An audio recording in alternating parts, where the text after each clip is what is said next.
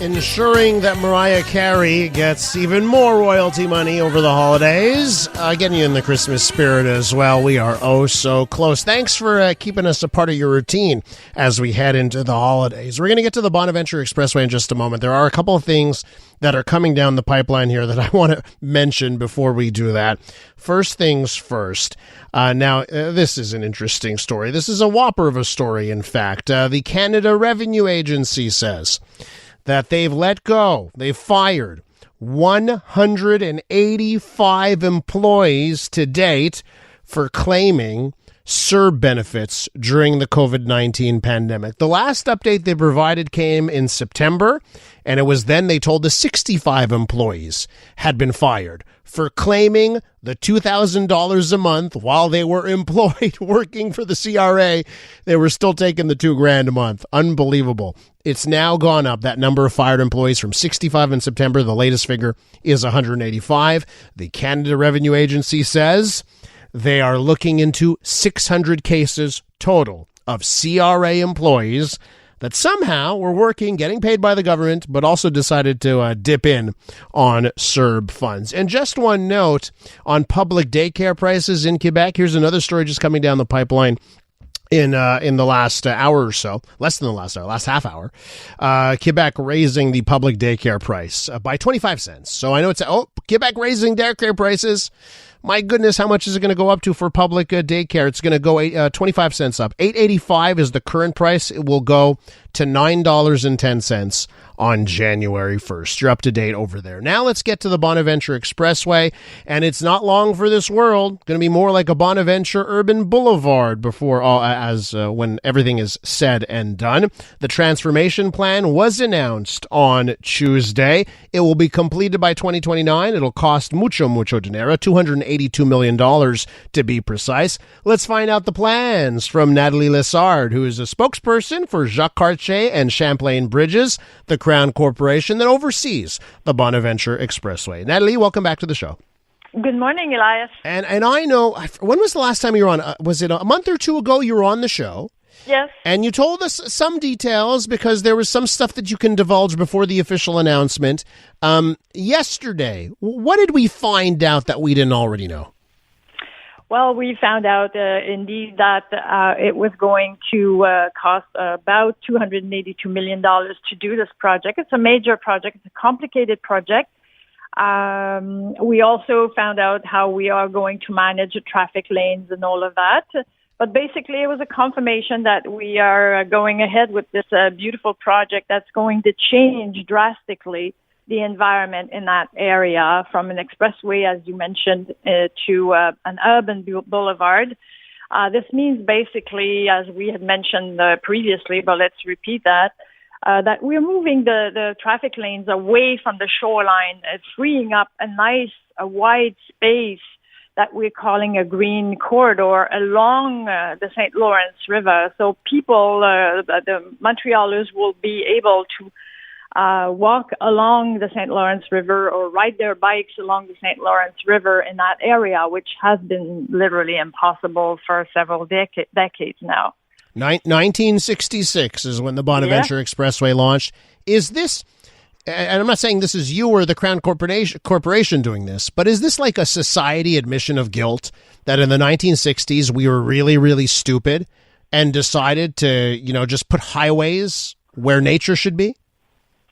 I don't know. I think it was a different era and people were thinking differently. Today we really want the population to have access to the river and it's a beautiful landscape that people can barely see.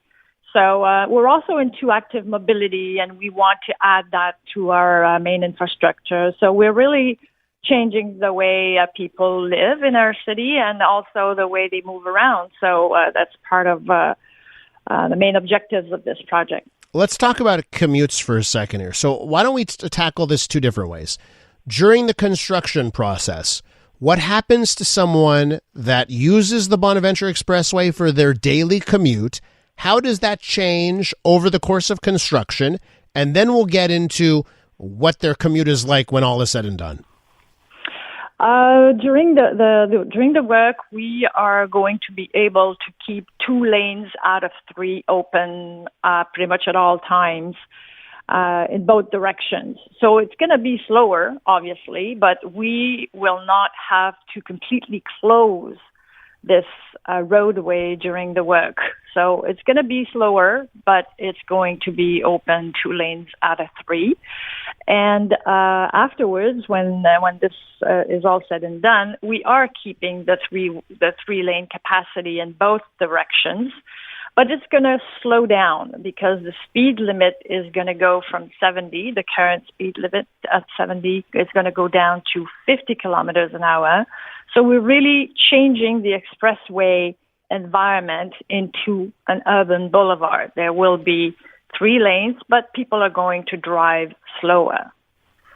We're with Nathalie Lessard, a spokesperson for Jacques Cartier and Champlain Bridges. That's the Crown Corporation responsible for the Bonaventure Expressway.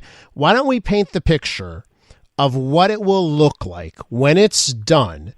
What will we drive through? What will we walk through as we try and get access to the water? The greenery, what will it look like?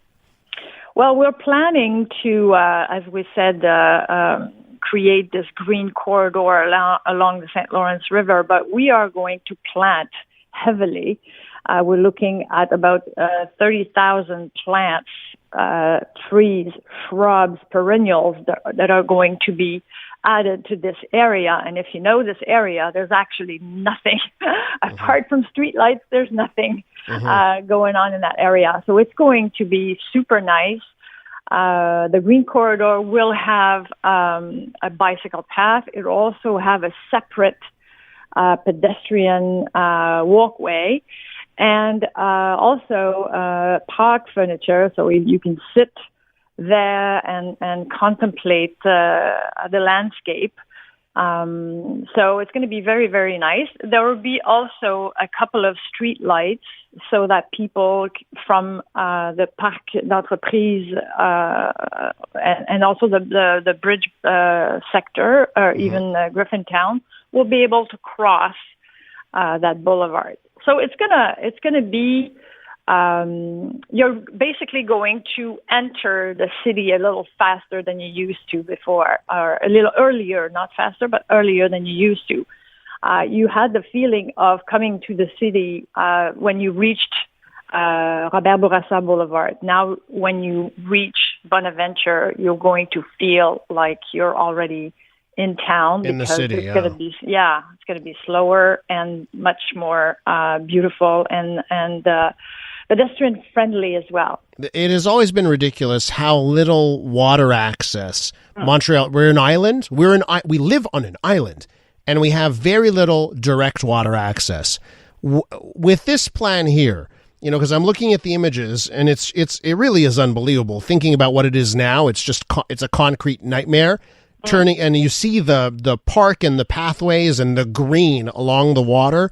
But do we end up in a spot where we can jump in? We can get into that water if we want to. How will we have true access to the water in this reimagining?